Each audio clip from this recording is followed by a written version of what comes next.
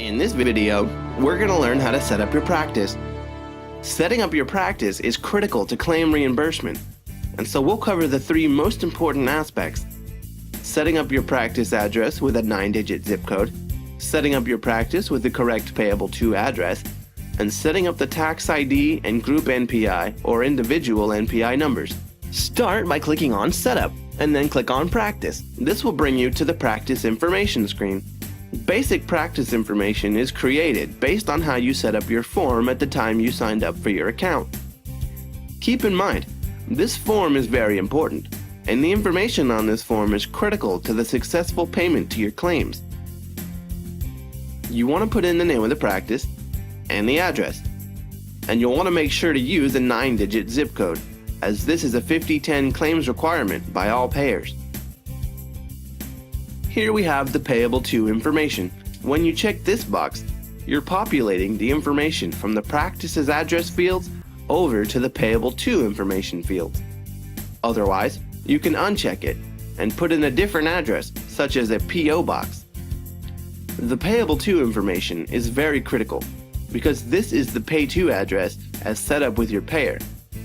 This information is sent along with electronic claims and on box 33 on the CMS 1500 form. You'll want to make sure it's very carefully filled out to avoid claim denials for wrong information. For example, if you don't send correct payable information to Medicare, your claim will be denied and Medicare will place it on a 60-day hold, assuming it to be a fraudulent claim. If you don't know the correct information for these fields, please use your EOB or Explanation of Benefits letter to verify the correct address for this field.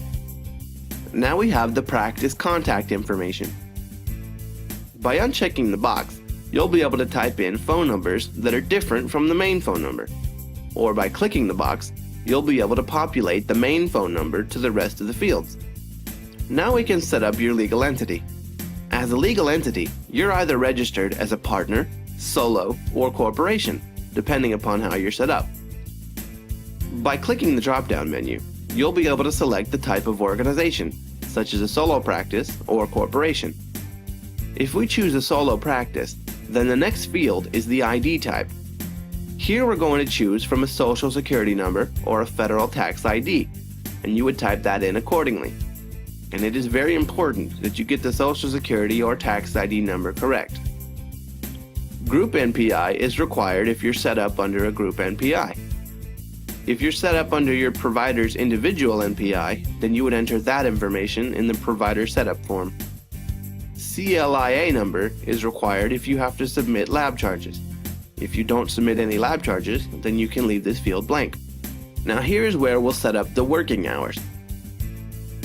By clicking on this drop-down, you'll be able to select the appropriate hour, minute, and AM or PM, and repeat the same process for the end times. If you use different times between Monday and Friday, then click on this to set up different hours for each day.